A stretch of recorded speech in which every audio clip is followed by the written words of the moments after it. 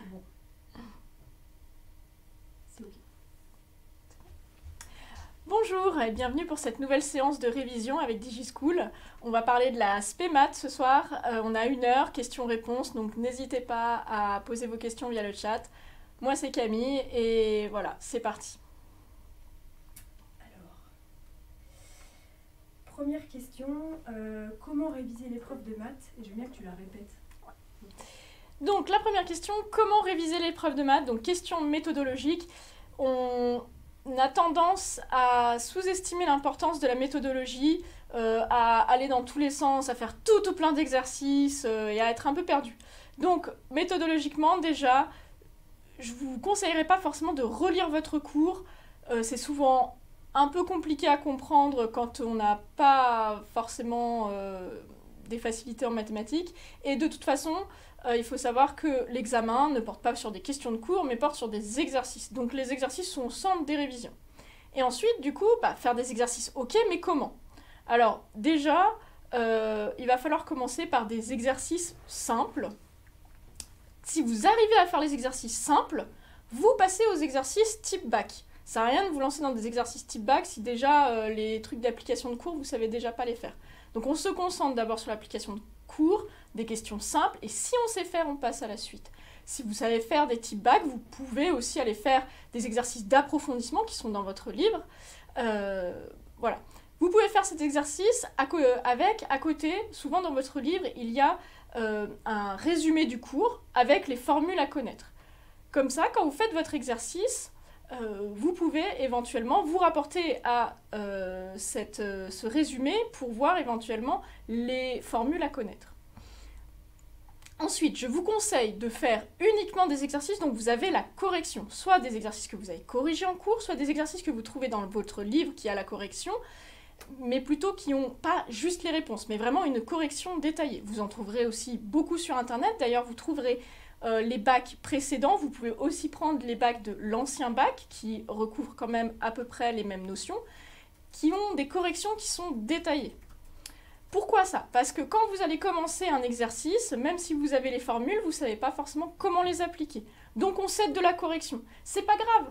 La première fois que vous faites l'exercice, vous n'arrivez pas, vous vous aidez de la correction. Soit, en fait, vous avez juste besoin d'un petit coup de pouce, et tant mieux, la correction vous donnera ce coup de pouce.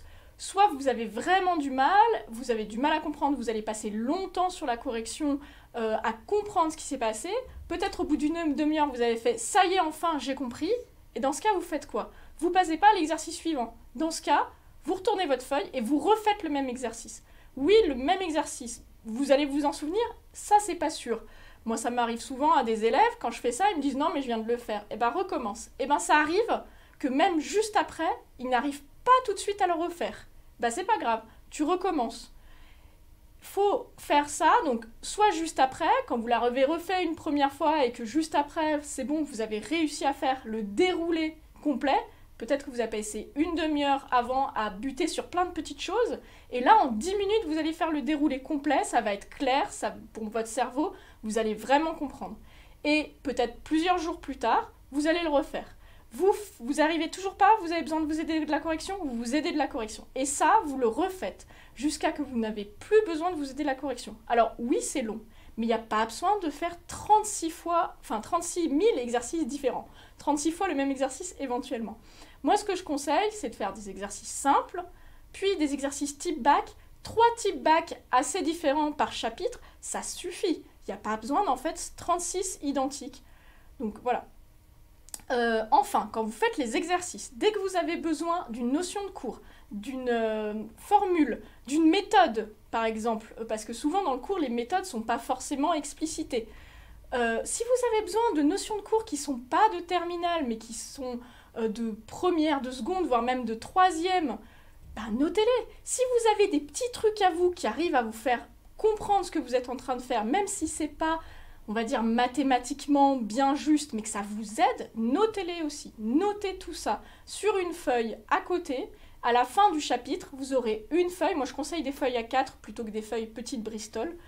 Vous aurez une feuille sur, il y aura absolument tout ce dont vous avez besoin de savoir pour le chapitre. Et du coup, le jour de l'examen, vous y allez avec toutes vos feuilles. Bon, ça sert à rien de le relire juste le jour de l'examen, ce sera un peu trop tard. mais la veille, vous pouvez un peu les relire toutes. Et le jour de l'examen, peut-être relire les feuilles que vous n'arrivez pas. Un dernier conseil pour les personnes qui sont le plus en difficulté, celles vraiment qui, au final, vont réviser les maths, mais plutôt pour limiter la casse. Je vous conseille de faire les exercices simples et de ne pas forcément vous lancer dans les types bac, ou en tout cas pas les types bac au complet. Dans les types bac, il y a toujours des questions, les 3-4 premières questions qui sont des questions simples. Concentrez-vous sur réussir les questions simples.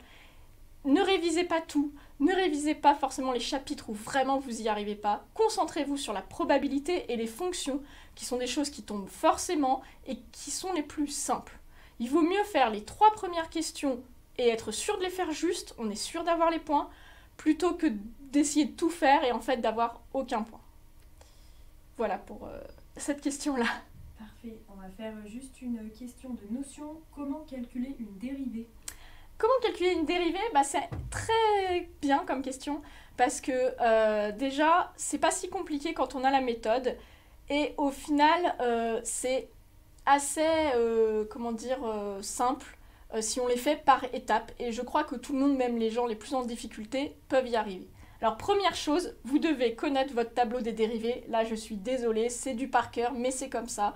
Il va falloir faire du par cœur et les réviser et les lire jusqu'à que vous les connaissiez. Vous pouvez commencer par les appliquer en l'ayant à côté, mais vraiment les connaître, c'est essentiel. Ensuite, je vais donner un exemple.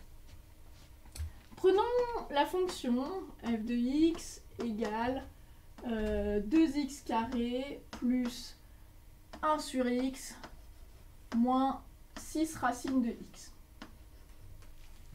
Déjà, on va séparer, fois x plus 1.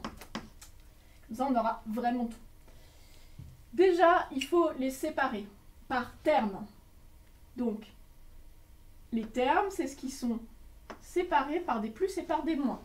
Donc là, j'ai 3 termes. Là, il y a un fois, ça fait que ce n'est pas 2 termes différents. Donc, j'ai 3 termes.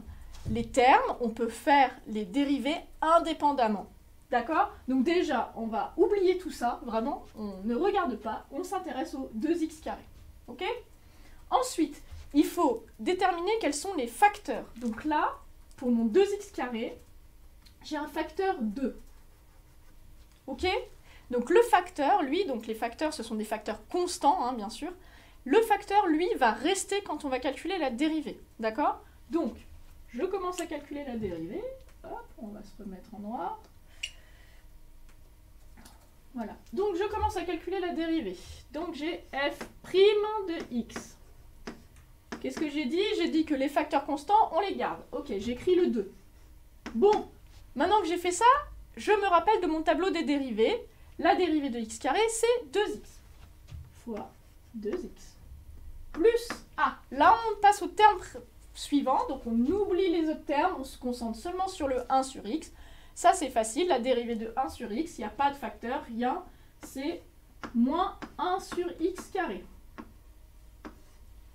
Allez, je fais un petit bonus, si ici, c'était pas un 1, mais par exemple un 4, c'est pas beau. On va effacer un peu. Si c'était par exemple un 4, qu'est-ce que j'ai dit? Le 4, c'est un facteur. On pourrait en fait faire 4 fois 1 sur x. Du coup, le facteur constant, il reste. Et du coup, on aurait moins 4 sur x carré. Et ensuite, le dernier terme. On oublie tout le reste, on se concentre là-dessus. Eh bien, nous avons un facteur constant, c'est le 6. D'accord? Donc, il reste moins 6. Ok. Et ensuite, attention, ici c'est un fois. On ne peut pas faire la dérivée de racine de x fois la dérivée de x plus 1. Ça, on va mettre en couleur, bien rouge pour bien le retenir. Voilà, bien épais pour bien comprendre. Ça, c'est une forme u fois v. Donc je ne vais pas vous la faire ici, parce que ça va prendre trop de temps, mais vous pouvez le faire vous-même. Donc je vous rappelle, ça c'est une forme u fois v. Et la dérivée de u fois v, c'est pas u' fois v', c'est u'v plus uv'. Donc là, je vais écrire u'v plus uv'. Ce sera à vous de le faire. Le mieux pour faire ça, c'est de définir au préalable, quelque part entre les deux, là, hein, que U, c'est racine de x, que V, c'est x plus 1, la dérivée U', c'est 1 sur 2 racines de x, et la dérivée V', c'est 1. Ah oui, parce que on peut rajouter plus 10. Plus 10, donc là, c'est une constante, et donc les constantes, la dérivée, c'est 0. Là, je crois qu'on a tout vu. Donc après, quand vous avez fait ça par étapes, et ben après, vous n'avez plus qu'à développer, là, faire ça. N'oubliez pas de mettre des parenthèses comme j'ai fait ici, surtout là, parce que le 6, d'ailleurs, il multiplie tout ça. Voilà. Vous pouviez inclure aussi le 6 avec le racine de x dans U, si vous vouliez, si c'était plus simple pour vous. Voilà, donc comment on calcule une dérivée. Donc ça, pour moi, tout le monde peut le faire, même les personnes qui ont le plus de difficultés. Il y a juste à connaître vraiment les formules et cette méthode. Est-ce qu'on pourrait faire un rappel sur les limites? Oui. Encore une fois, pour moi, ça, c'est assez simple. Alors, juste répéter peut-être qu'on parle de limites. Oui. Donc, faire un rappel sur les limites. Donc encore une fois, hein, je ne vais pas vous faire un résumé de toutes les formules à connaître. Hein, vous allez qu'à voir un peu votre cours ou effectivement, comme je vous l'ai dit, à chaque fois que vous faites un exercice, si vous avez besoin d'une limite que vous ne connaissez pas, vous la marquez sur votre fiche de révision. Mais encore une fois, méthode pour calculer les limites.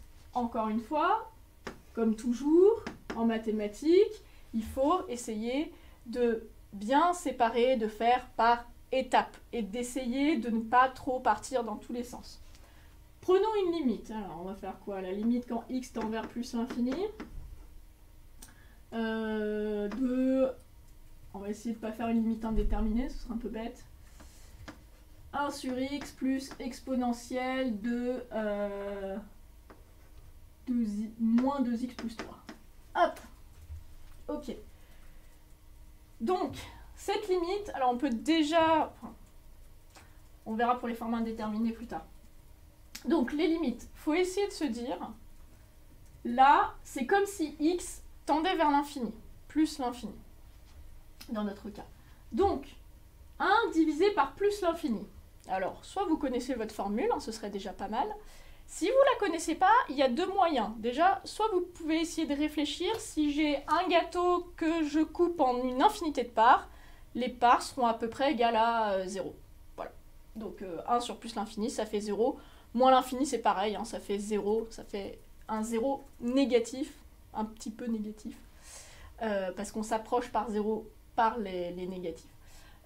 Sinon, vous pouvez aussi, petite astuce, prendre votre calculatrice et faire 1 divisé par 10 puissance, ce que vous voulez, un truc assez grand, 10 puissance 30, et votre calculatrice vous donnera 0. Ou alors si vous mettez 10 puissance un peu trop, ça marche pas, mais voilà. Ça marche, cette petite astuce, si les limites sont pas indéterminées. Donc, par étape, encore une fois, on va changer de couleur, on va faire les termes indépendamment. Hop. Donc, je vais commencer par celui-ci. Donc, j'ai dit ça faisait 0. Voilà, celui-là, là, ça fait 0. Bon, c'est pas une bonne rédaction, hein, là, c'est juste pour savoir. Ensuite, celui-ci, là, le x, quand il tend vers plus l'infini, hein, encore une fois, on va faire par étapes, on va commencer par ce truc-là. Donc, x qui tend vers plus l'infini, on multiplie par moins 2, bah, ça fait moins l'infini. On ajoute 3 moins l'infini, bah, ça va pas changer grand-chose, ça fait aussi moins l'infini. Donc, tout ça, là, ça fait moins l'infini. Et si on fait exponentielle de moins l'infini, encore une fois, là, c'est mieux de connaître votre cours, mais vous pouvez vous utiliser la calculatrice si vous n'êtes pas tout à fait sûr de vous, par exemple. L'exponentielle moins l'infini, ça fait 0. Aussi. Voilà. Pour information, là, on va être sur un 0 plus et un 0 moins, ça peut être utile des fois pour la limite de 1 sur 0. Parce que 1 sur 0, ça fait plus ou moins l'infini. Tout dépend si on approche le 0 par plus ou moins. C'est facile. Si on fait 0 plus, la dérivée, c'est plus l'infini. 0 moins, c'est moins l'infini. Et du coup, bah, on a 0 plus 0. Bah, 0 plus 0, ça fait 0. Okay. Bon, le mieux c'est que vous fassiez ça au brouillon, comme ça au moins vous savez où vous allez, et après au niveau de la rédaction, je vous conseille de faire par étapes. Voilà. Donc d'abord vous allez faire la limite de 1 sur x, c'est égal à 0 quand x tend vers plus l'infini. La limite de alors, soit si vous voulez, vous pouvez faire moins 2x plus 3, puis la limite de l'exponentielle. Alors vous pouvez aussi remplacer le moins 2x plus 3 par grand X en disant que grand X tend vers moins l'infini. C'est une autre façon de rédiger. Les deux sont bonnes, n'oubliez pas de mettre vers quoi ça tend. Voilà pour ce petit résumé sur les limites. Parfait. Alors, j'ai une question sur de la méthode. Est-ce qu'on pourrait clarifier la méthode pour faire une démonstration par récurrence? Démonstration par récurrence, ok. Ça aussi, c'est par étapes. Donc, on a 3 grandes étapes, l'initialisation, la récurrence et la conclusion. Alors, le seul truc dur dans ces étapes, c'est la récurrence, hein. Parce que l'initialisation, il n'y a aucun problème. La conclusion, c'est juste pour dire, bah, c'est bon, on a fait la démonstration par récurrence. Mais il ne faut pas l'oublier, hein, ce serait bête de perdre des points parce qu'on n'a pas fait la conclusion que tout le monde est capable de faire. Le mieux, c'est de prendre un petit exemple. Donc, je vais nous trouver un petit exemple sur les suites par récurrence, là. On va faire un exemple simple, hein, parce qu'on n'a pas non plus 3 heures. Alors, raisonnement par récurrence. Trouvons un petit exercice simple.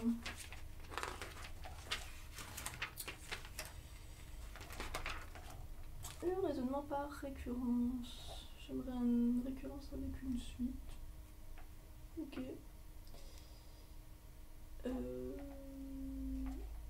Eh ben, c'est parfait. Non, ça c'est pas parfait. Il m'embête.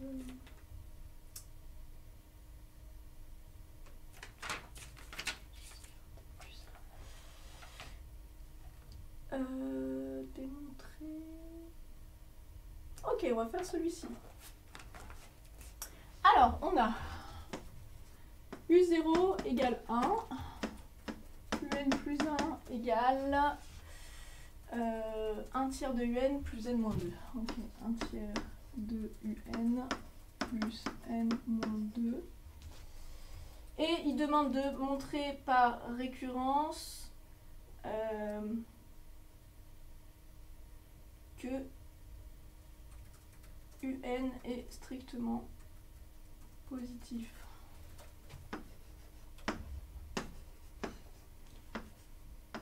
Strictement ou strictement égal. Donc ça change rien sur la démonstration. Mais...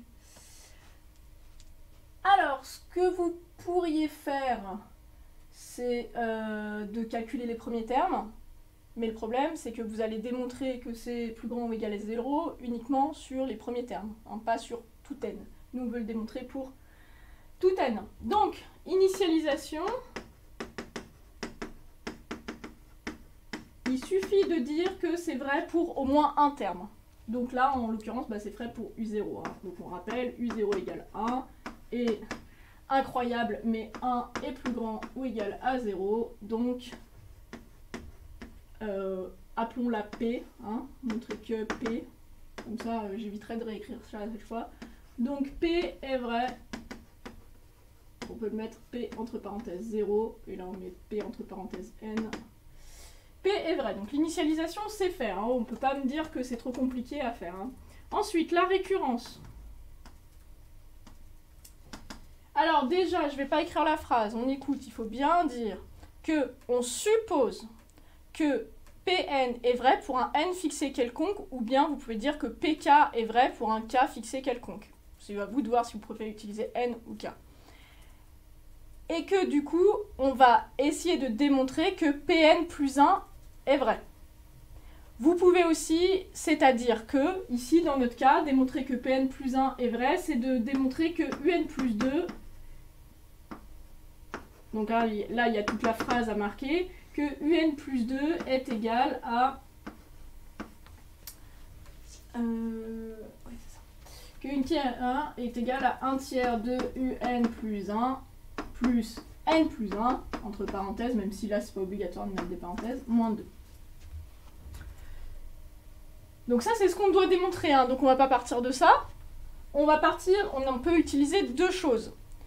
Soit la propriété qu'on veut démontrer, puisqu'on a supposé qu'elle était vraie pour un cas fixé quelconque, soit on peut partir de l'autre chose qu'on sait, ici. En fonction de ce qu'on va démontrer, on va partir de l'un ou l'autre. Là, je veux démontrer une inégalité. Du coup, je vais partir de cette inégalité pour arriver à démontrer... pardon, c'est pas du tout ce qu'on veut démontrer. On veut démontrer que... Excusez-moi, je me suis un peu emballée. On veut démontrer ici que un plus 1 est plus grand ou égal à 0. Voilà. Donc ici, c'est une inégalité qu'on veut montrer, donc on part de l'inégalité. Si c'était une égalité, on partirait de cette égalité-là et on introduirait l'égalité de la propriété. Donc là, hop, démonstration. Je pars de un plus grand ou égal à 0, ça c'est mon hypothèse de récurrence. Ensuite, là, on multiplie par un tiers, c'est toujours plus grand ou égal à 0. On ajoute n, du coup, c'est plus un tiers de un, c'est plus grand ou égal à n. J'ai ajouté n des deux côtés. Un tiers de un plus n moins 2. Donc, plus grand ou égal à n-2. Ok, donc j'espère que n-2 est plus grand ou égal à 0. N, il commence à 0. C'est un peu embêtant tout ça. Bref, on va pas essayer de trouver l'erreur là tout de suite, parce que soit l'erreur, soit le fait que j'ai pas terminé l'histoire. Mais imaginons qu'en continuant, on trouve un plus 1 plus grand ou égal à 0. Conclusion. Alors, pareil, la conclusion, je ne vais pas l'écrire, c'est un peu long, mais la phrase, c'est on a démontré que pk plus 1 est vrai en émettant l'hypothèse que k est vrai. On sait que la propriété est vraie pour un k, le 0. Donc, par récurrence, c'est vrai pour tout n. Hein, pour ceux qui ne sont pas convaincus, si c'est vrai pour u0 et que c'est vrai pour n plus 1 quand c'est vrai pour n, bah du coup c'est vrai pour u1. Du coup, vu que c'est vrai pour u1, c'est vrai pour u2, etc. Donc voici la méthode. Là, c'est le plus difficile. Hein, voilà, même moi, je n'y suis pas arrivée en 3 secondes. Mais les étapes, c'est ça. Et n'importe qui peut faire celle-ci et celle-ci. Si vous mettez la bonne phrase, je suis sûre qu'on vous donnera un petit peu de points. Même si vous n'avez pas réussi à faire la démonstration.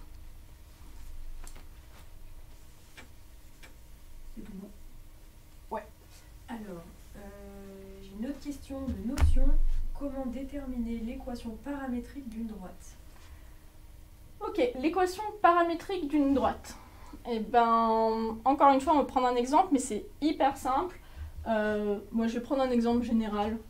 On a une droite, donc à cette droite-là, il y a le vecteur normal, donc c'est-à-dire perpendiculaire, hein, je mets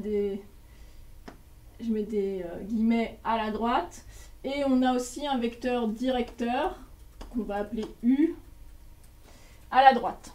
Ok, donc, on va prendre un point quelconque de la droite, M, qui a pour coordonnées A, B, C. Bon, on va plutôt mettre X, Y, Z. Donc, XM, YM, ZM. Et le vecteur directeur qui aura pour coordonnées ABC. Et ben, c'est très simple, ça aussi, je pense que tout le monde peut le faire. L'équation paramétrique de la droite D, c'est, alors, X égale, Y égale, Z égale, XM, YM, ZM, plus.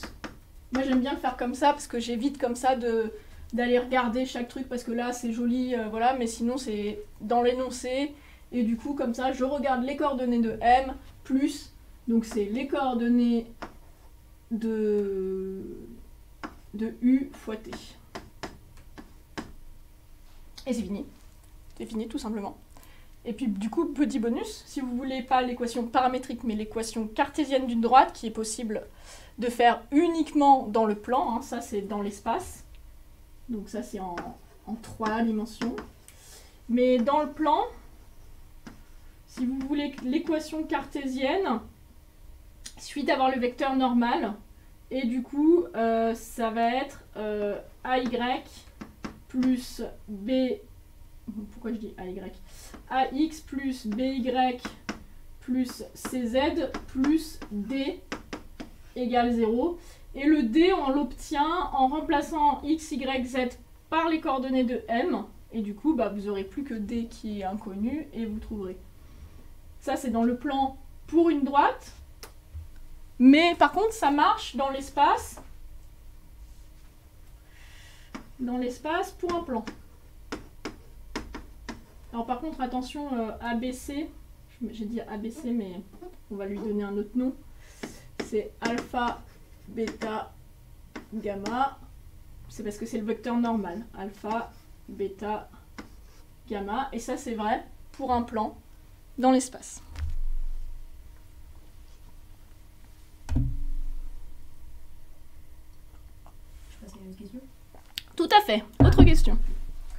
Alors, est-ce que tu aurais des conseils pour réussir le jour de l'épreuve?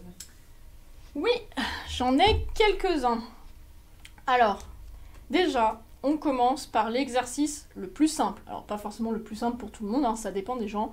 Même si la probabilité, les probabilités pour moi, c'est un peu normalement les trucs les plus simples. Mais commencez par l'exercice le plus simple. En général, proba ou fonction, voilà. Mais en tout cas, le plus simple pour vous. Ça sert à rien de tout lire les exercices, hein. Vous prenez le plus simple, vous lisez l'énoncé. Pour les probabilités, ce que je conseille, c'est au brouillon, pendant qu'on est en train de lire l'énoncé, on fait, vous savez, l'arbre de probabilité comme ça, en même temps.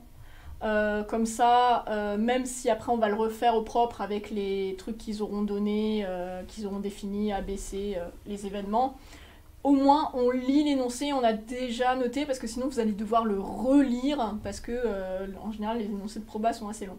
C'est pareil en fait pour les fonctions, c'est bien de d'écrire au moins au brouillon f de x égale blablabla, x ça représente quoi, éventuellement si des fois, mais c'est assez rare, si ça représente un bénéfice ou quoi que ce soit, si c'est une longueur aussi, là c'est un peu moins rare de dire c'est quoi. Voilà, n'hésitez pas à essayer de faire un peu un résumé.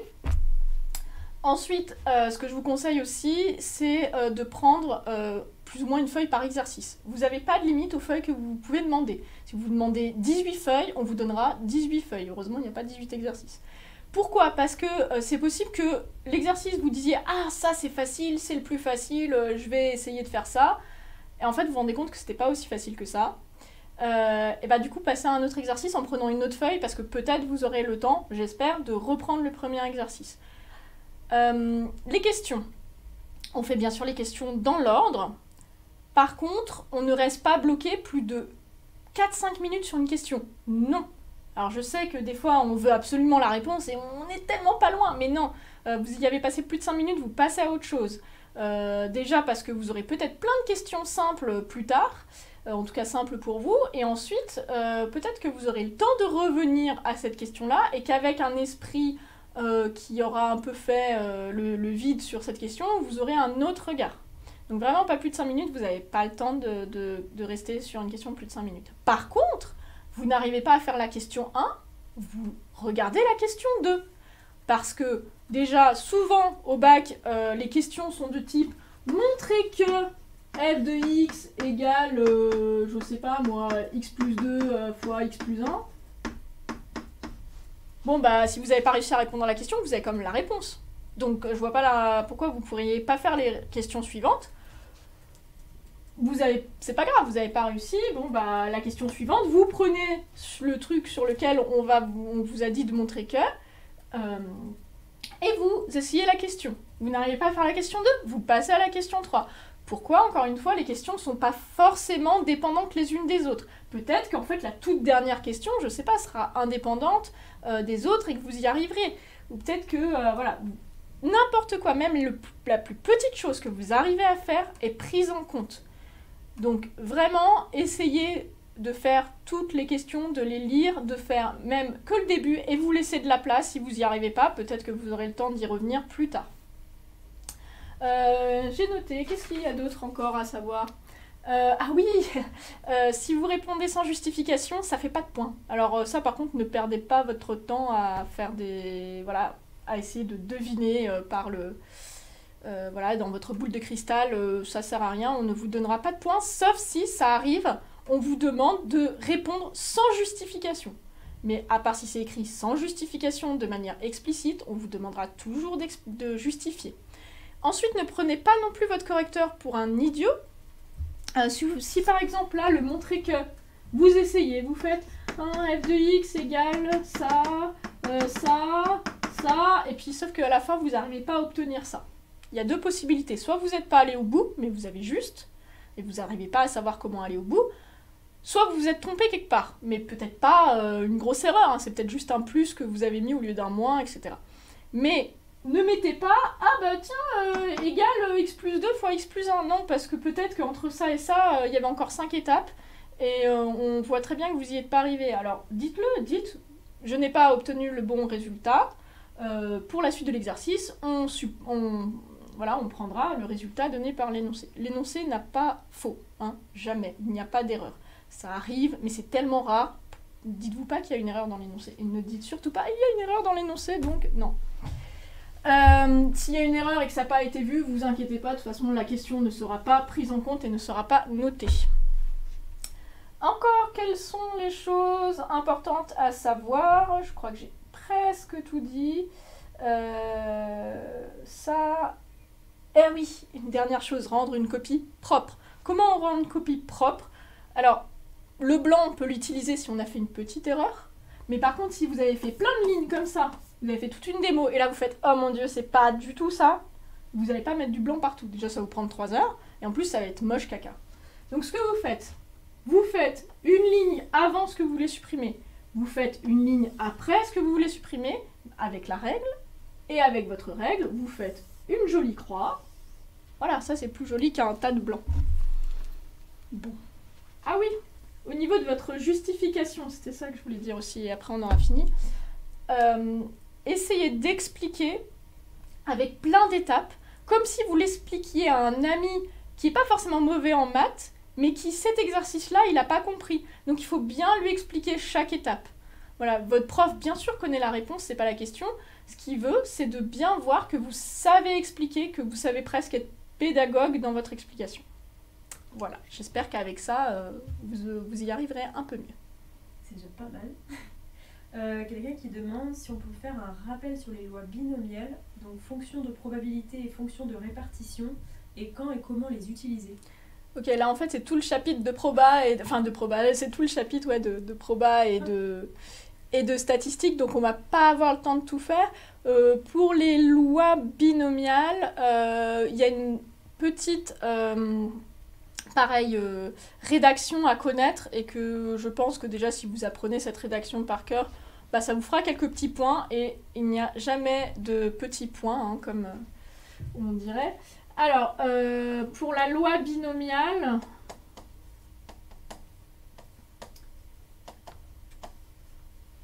alors, déjà, il faut dire qu'on est dans le contexte d'une loi binomiale. Souvent, ça va être la question justifier que la loi binomiale s'applique, ou des fois, ils demandent quelle loi s'applique ici, justifier. La loi binomiale s'applique si, donc, rédaction, nous avons une expérience aléatoire avec seulement 2 issues. Alors, par contre, des fois, il peut y avoir des expériences aléatoires, c'est souvent en probabilité, vous allez avoir un arbre de probabilité avec plein de possibilités, A, B, C par exemple. Mais ça, on peut le mettre en 2 possibilités. Soit vous avez A par exemple, soit vous avez non A. Donc là, ça va avec 2 possibilités. Par contre, vous ne pouvez pas appliquer la loi binomiale sur ABC. Vous êtes obligé d'appliquer la loi binomiale sur seulement 2 issues. Donc, on dit il y a une expérience aléatoire avec 2 issues. Donc, vous dites l'issue A, c'est ça. 2 probabilités, c'est P égale 5. Voilà, donc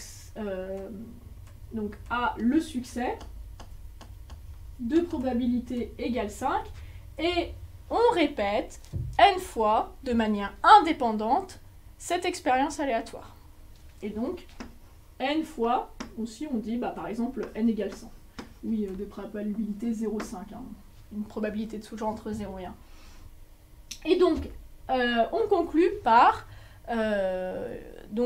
que c'est une loi binomiale qui s'applique et 2 paramètres 100, 0,5. Voilà. Et après, du coup, vous pouvez calculer tout plein de probabilités. Les probabilités que ce soit égal à, je sais pas, grand X, c'est le nombre de succès. Donc que le nombre de succès soit exactement égal à 2, ou que le nombre de succès soit plus grand ou égal à 2. Donc ça, vous le faites avec la calculatrice. Donc je vous laisse regarder la méthode pour utiliser votre calculatrice, que ce soit une TI ou une Casio ou autre, pour calculer ça avec une loi binomiale. Pour le reste, c'est tout le chapitre de loi normale, donc à part si une question plus précise, je ne vais pas pouvoir ici refaire le cours entier. Alors non, il n'y a pas plus précis. Par contre, j'en ai une autre sur une autre notion. Est-ce qu'on peut faire un point sur les fonctions cubes? Les fonctions cubes. Un point sur les fonctions cubes. Alors, c'est du programme de seconde, hein, la fonction cube. Bon, on peut faire un petit point dessus. Hein. La fonction cube, c'est ça. Le mieux, quand vous voulez, pour les fonctions de référence, le mieux, c'est de connaître le graphique. Parce que dans le graphique, vous avez plein d'informations. Donc, on va faire l'exemple avec la fonction cube, mais ça pourrait matcher avec la fonction exponentielle ou logarithme. Donc, la fonction cube, hop, on la trace. Ça ressemble à ça, à peu près. Plutôt pas mal. Donc, qu'est-ce qu'on voit déjà là? On voit qu'elle est définie sur R. Bon, je vais faire l'exponentielle à côté, la logarithme à côté, pour un peu voir les différences. Donc, ça ressemble à ça. Ça, c'est ln de x. Ça, c'est x cube. Donc là, elle est définie sur R, alors qu'ici, là, on le voit sur le graphique, elle est définie sur R+, étoile, c'est-à-dire R+, privé de 0. Donc on voit son ensemble de définitions, on voit aussi ses variations. La variation, c'est croissante, strictement croissante, qui est différente du signe. Le signe, là, on voit qu'elle est négative sur R-, on voit qu'elle est positive sur R+. Là, par exemple, c'est croissant et c'est négatif jusqu'à 1, ici. ln2. 1, c'est ça. Qu'est-ce qu'on voit d'autre? Donc, le signe, elle est négative puis positive. La définition... on voit aussi ici qu'elle est impaire. Hein, donc c'est-à-dire que f de x, donc f de x ici, il est égal à moins f de x ici. Donc là c'est f de x, là c'est moins f de x pour x et moins x. Donc elle est impaire. Que dire d'autre sur x cube? Je crois qu'on a à peu près fait tout ce qu'il y avait à savoir sur la fonction cube. Et ben, du coup, j'en profite parce que tu as mentionné ln, donc logarithme népérien. Une personne qui demandait si on pouvait revoir la fonction logarithme népérien. Oui, c'est tout un chapitre aussi. Hein, donc, alors, pour moi, le ln, c'est pas le truc compliqué. Enfin, même les fonctions en soi, ln, exponentielle, c'est pas ça qui est compliqué. Ce qui est compliqué, c'est de connaître les méthodes pour calculer les dérivés, de connaître les méthodes d'étude de fonctions. Hein, donc l'étude de variation, c'est simple, c'est dérivée, étude de signe de la dérivée, et on en déduit les variations de la fonction. Et le plus dur en général, c'est de calculer la dérivée et d'étudier le signe de cette dérivée. Après, ben, les fonctions, que ce soit x cube, ln, exponentielle, c'est juste, ça rajoute quelques formules, bien sûr les formules des dérivés, et aussi de connaître les propriétés algébriques de ces fonctions. Donc par exemple, mais je ne vais pas toutes les noter, hein, je vous laisse aller voir le cours. Par exemple, une des propriétés de ln de AB égale ln de A plus ln de B. Ça, c'est une propriété. La dérivée de ln de x, donc la dérivée, c'est 1 sur x. ln de u, alors je vais vous donner un petit truc, hein, je ne sais pas si vous aviez remarqué. Donc ln de u, si à la place de x, ici, on a 2x, x carré, 1 sur exponentielle de x plus 3, soyons fous. C'est la même chose que ça, mais en remplaçant x par u, et en multipliant par u'. Ça marche pour tout. Hein. Racine de x, c'est 1 sur 2x. Racine de u, c'est u' sur 2 racines de u. Donc le ln, j'ai déjà fait. On définit strictement croissante. Alors, pas strictement positive. Hein, elle est d'abord négative jusqu'à 1, puis positive. Et voilà. En fait, bon, plus tout, là c'est une seule propriété. Hein. Il y en a 3-4 à connaître. Voilà, je pense que... alors, je sais qu'on a revu les équations paramétriques, mais une personne demande si on pouvait revenir sur les équations cartésiennes. Ouais, cartésienne de plan, du coup, parce qu'on travaille souvent dans l'espace. Alors, attendez, je vais trouver un petit exemple, peut-être.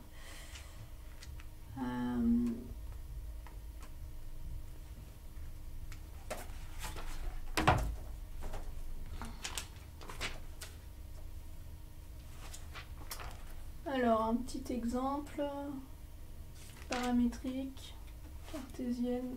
C'est vrai qu'on utilise beaucoup plus les équations paramétriques, mais peut-être que cartésienne d'un plan. Très bien.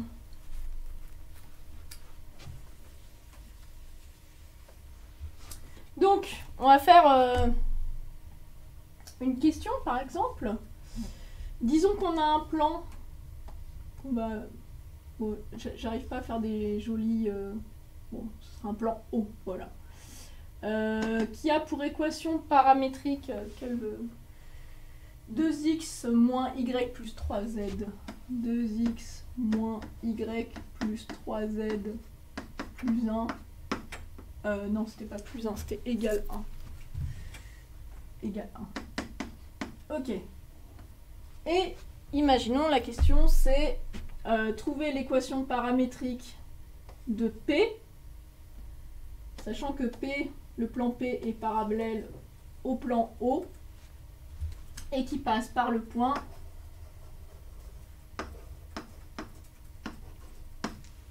c'est quoi ces coordonnées là 1, moins 2, 3. Ok, donc par rapport à ce que j'ai dit tout à l'heure, l'équation paramétrique de O, en fait, ici, ici et ici, ça nous donne le vecteur normal au plan O. Donc si je fais un petit dessin, c'est pas forcément facile hein, de dessiner des plans.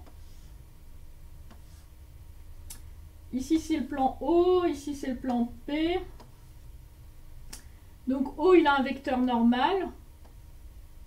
Si les deux plans sont parallèles, le vecteur normal de O, c'est aussi un vecteur normal de P. Bon, ça, il faut le dire, hein, du coup.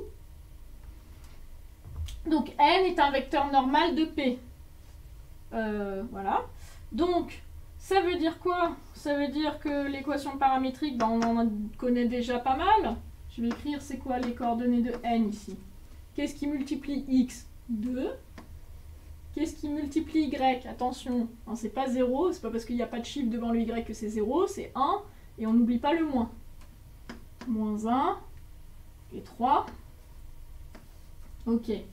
Donc, lui, déjà, il a pour équation 2x moins y plus 3z, hein, ça ressemble beaucoup à ça, c'est normal, mais là, plus d égale 0. et il nous manque plus que le D.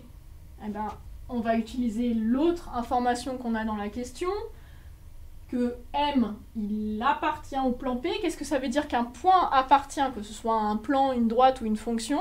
Ça veut dire que quand on met ses coordonnées dans l'équation, ça doit marcher. Donc si je mets les coordonnées de M dans cette équation, ça va faire 2 fois 1, moins 2, plus 3 fois 3, plus D, égale 0. Et là, du coup, bah, vous avez que ça comme inconnu, donc ça va, c'est pas compliqué. Ça fait 2 moins 2 plus 3 fois 3, 9, plus D égale 0. Bah, 2 moins 2, ça fait 0, donc D est égal à le 9. On fait moins 9 des deux côtés, ça fait moins 9. On n'oublie pas de conclure, ce serait bête de perdre des points là-dessus. Donc, je ne vais pas le réécrire, hein, mais donc P égale ça, en remplaçant le D par moins 9. Vous pouvez aussi écrire égale 9, ça marche. On n'oublie pas de conclure. Voilà, parce que là, on n'a pas répondu à la question, on n'a pas donné l'équation de P, parce que c'est pas encore fini. Voilà pour l'équation cartésienne. Qu'est-ce qu'on pourrait vous demander avec l'équation cartésienne? Ce serait éventuellement de trouver l'intersection entre deux plans. Donc imaginons, donc là les plans sont parallèles, donc il ne peut pas y avoir d'intersection. Si on vous demande le point à la droite d'intersection entre deux plans, bah, vous mettez que cette équation, alors en mettant égale 0, non, bon, l'intersection de deux plans, je suis pas sûre qu'on puisse le faire avec l'équation cartésienne en fait, je crois qu'on ne peut le faire qu'avec l'équation paramétrique. Mais on peut définir l'équation paramétrique à partir de l'équation cartésienne. Il suffit de faire un vecteur, deux vecteurs directeurs du plan, donc qui sont tous les deux orthogonaux à n, donc on utilise le produit scalaire pour ça. Et après, bah, on a un point, comme on l'a dit tout à l'heure. Voilà, pour faire un rappel de l'équation paramétrique d'un plan, c'est pareil que la droite, sauf que bah, il faut qu'il y ait deux, donc x, y, z, il va y avoir deux paramètres, donc on va avoir le point xm, ym, zm, plus at, bt, ct, plus alpha t', bêta t' et gamma t'. Voilà, avec ABC et alpha, bêta, gamma, deux vecteurs directeurs du plan non collinéaires.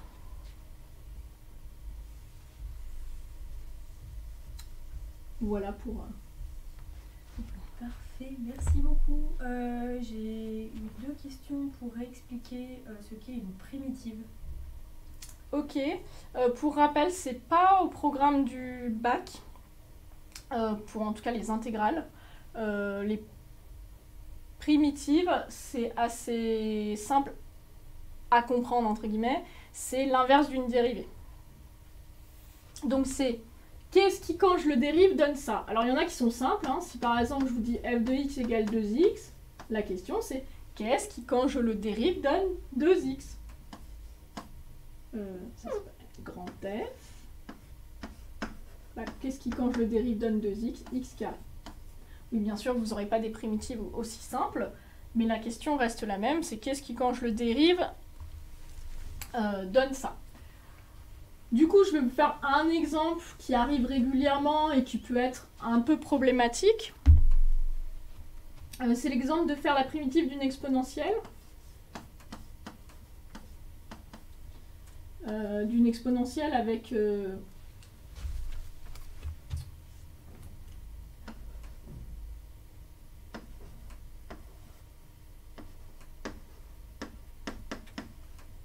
une fonction, parce que la primitive de l'exponentielle, c'est l'exponentielle, comme la dérivée de l'exponentielle, c'est l'exponentielle. Enfin, e de x, la primitive comme la dérivée, c'est e de x, donc ça pose pas de problème. Ici, si on veut faire la primitive, on sait que Alors après, vous pouvez apprendre toutes les formules de primitives aussi, mais rien qu'avec les formules de dérivée, normalement, ça suffit. On sait que la dérivée de E de U, c'est U' E de U. Donc il faut que là-dedans, si je veux la primitive de ça, donc c'est-à-dire que, en gros, en fait, ça c'est plus f, mais c'est grand F la primitive, et ça c'est plus f', mais c'est petit f, notre fonction, eh bien, ça veut dire qu'il faut que je fasse apparaître c'est quoi le U' et c'est quoi le U. Alors, le U, c'est assez simple, c'est la fonction qui est en exposant. Donc là, il n'y a pas trop le choix, la fonction en exposant, c'est ça. Donc U, il est égal à 4x carré plus 3. U de x, ça mieux un peu. On va faire la dérivée de ça. U' est égal à 4 fois 2x, 8x, plus 0, puisque la dérivée de 3, c'est 0. Donc, 8x. Donc, devant l'exponentielle, on devrait avoir 8x. On n'a pas 8x, mais on n'est pas loin d'avoir 8x, on a 2x. Ben, c'est pas très grave, hein, on va faire en sorte d'avoir 8x. Ce que je vais faire, c'est qu'en fait, bah, pour avoir 8, il faut que je multiplie par 4. 4 fois 2x exponentielle de 4x carré plus 3. Oui, mais alors là, c'est plus égal à f de x. Hein. Si j'ai multiplié, c'est égal à 4 fois f de x. C'est pas grave, on va diviser par 4. Voilà, là, on est d'accord. C'est la même chose ici et ici. Hein. Je multiplie par 4, je divise par 4. Donc, un peu de couleur. C'est triste, tout ce noir. On va mettre du violet. Du coup, là, j'ai mon U'. Là, j'ai mon U. Du coup, là, j'ai bien mon U', E de U. Et tout comme quand on a un facteur dans une dérivée, il reste, le facteur dans une primitive va rester aussi. Donc, notre K divisé par 4, qui est en fait un fois 1 quart, il va rester. Donc, ça va être 1 quart fois, du coup, U' E de U. Tout ça, c'est notre U' de U. Ça devient E de U. Donc, exponentielle de 4x carré plus 3. Voilà. Vous pouvez l'appliquer pour le ln, pour le racine, pour pas mal de choses. Et sinon, bah, pareil que les dérivés, quand on fait une primitive, on sépare les termes. Chaque terme, on peut faire la primitive indépendamment. Par contre, si vous avez comme ici un u fois v, ça ne marche pas. Vous ne pouvez pas faire la primitive de 2x fois la primitive d'exponentielle, non. Voilà. Parfait. J'ai eu 2-3 questions sur les limites et une personne demandait: serait-il possible d'avoir des astuces pour résoudre des formes indéterminées, s'il vous plaît? Alors, les formes indéterminées, c'est quand on ne peut pas déterminer la limite. Il y en a plusieurs. Il y a l'infini divisé par l'infini, parce qu'en fait, vous ne savez pas lequel infini est le plus grand. Donc, vous ne pouvez pas savoir si ça va faire 0 ou 5. Je ne sais pas si celui-ci, en fait, est exactement égal à celui-ci, ça fera 1. Donc ça, c'est une forme indéterminée. Ensuite, vous avez aussi 0 fois l'infini. Parce que vous ne savez pas si lui tend plus vite vers 0 que lui tend vers l'infini ou l'inverse. Et vous avez aussi plus l'infini, moins l'infini. Parce que bah, si les deux infinis sont exactement égales, ça fait 0. Mais si c'est pas le même, bah, ça peut faire 5, 2, 1 million, on ne sait pas trop. Donc ça, c'est les formes indéterminées. Il y a plusieurs façons de les lever. La première, c'est de transformer l'écriture de base. Si vous avez par exemple... Il faudrait que je trouve des exemples pertinents.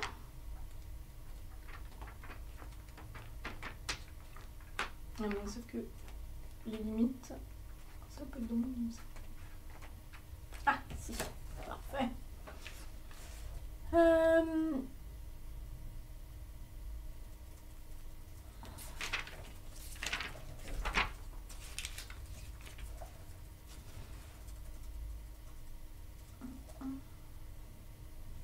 bah voilà, ce genre de truc, c'est parfait.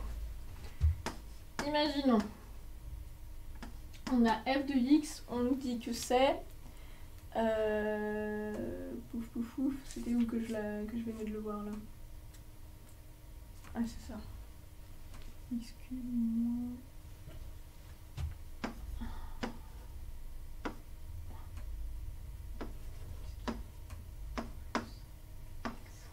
Ok, imaginons ça. Plus 3. Quand x tend vers... On veut faire la limite de ça quand x tend vers l'infini. Plus l'infini. Et bah là, on est dans une forme indéterminée parce qu'on a ça tend vers l'infini.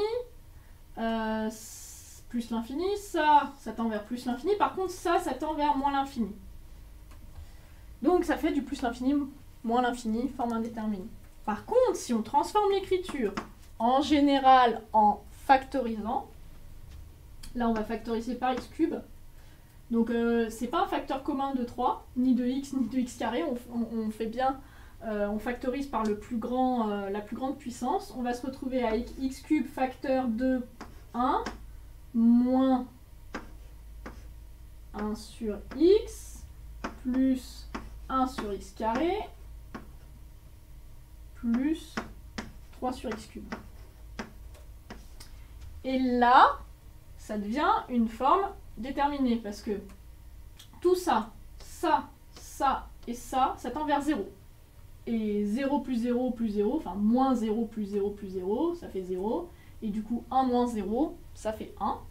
Donc en fait, la limite de f de gna, c'est égal à, en fait, la limite de x cube.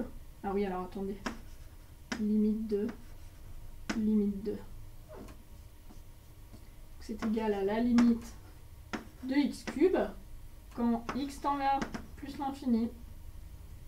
Et du coup, ça fait plus l'infini.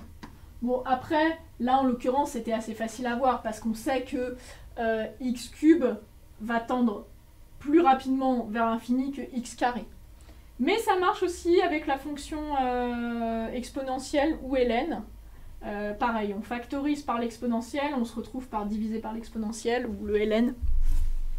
Et l'autre façon de faire, c'est de connaître ces formules. Et là, par contre, il n'y a pas trop de secret, à part de les apprendre. À la rigueur, vous pouvez essayer, mais pareil, hein, de les calculer à la calculatrice si vous vous en souvenez pas. Je vais vous donner un exemple des limites à connaître pour lever des indéterminations. Je pense que ça doit être au niveau des exponentielles où il y en a à connaître. Fonction exponentielle. Voilà. Par exemple, limite de exponentielle de x moins 1 sur x égale à 1 quand x tend vers 0. Donc ça, c'est une forme indéterminée. Là, elle est à connaître par cœur. Vous n'avez pas besoin de le démontrer quand vous l'utilisez.